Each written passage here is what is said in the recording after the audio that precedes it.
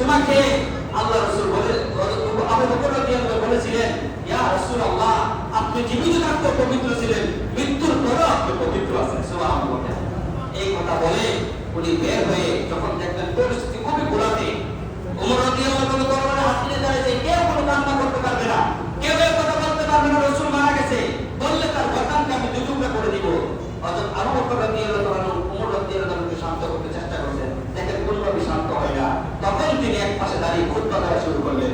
খুতবাতে উনি বললেন, ওমা মুহাম্মাদুন ইল্লা রাসূল, হে উম্মতরা, রাসূলের উম্মতরা শোনো, ওমা মুহাম্মাদুন ইল্লা রাসূল, রাসূল আল্লাহ তাআলা মুহাম্মদ সাল্লাল্লাহু আলাইহি ওয়াসাল্লাম আল্লাহর একজন রাসূল ছিলেন। ক্বাদ খালাত মিন ক্বাবলিহি রাসূল, রাসূলের পূর্বেও অনেক নবী দুনিয়াতে এসেছিল, ওনারাও চলে গেছেন। ক্বাদ খালাত মিন ক্বাবলিহি রাসূল, এই কিন্তু অনেক রাসূল আসছেন, তারা মৃত্যুবরণ করেছেন, দুনিয়া থেকে চলে গেছে। আবার ইমাতা ও কুতিলান কালাতুম আলা আকাবিকুম, শুনো, রাসূল যদি মারা যায়, রাসূল যদি শহীদ হয়ে যায়, তাহলে কি তোমরা ধর্ম ছেড়ে দিয়ে অন্য ধর্মে ফিরে যাবে?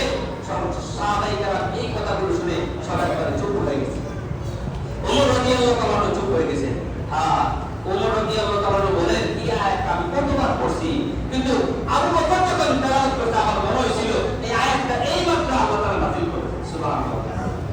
প্রিয় হাজিরিন, এই সংবাদ যখন মদিনাতে ছড়িয়ে পড়ছে, এক সাহাবী আল্লাহ রাসূল সাল্লাল্লাহু আলাইহি ওয়াসাল্লামের মৃত্যু সংবাদ শুনে উনি গাছের উপরে ছিল, যখন শুনছে মুহাম্মদ সাল্লাল্লাহু আলাইহি ওয়াসাল্লাম দুনিয়া থেকে বিদায় চলে গেছেন, ওই গাছের উপরে যে ধরা অবস্থা ছিল, আপনি ছেড়ে দিয়েছে, উপর থেকে করে তার পা ভেঙে গেছে। এক সাহাবী কান্না করতে করতে বলে, আগামীকাল থেকে যদি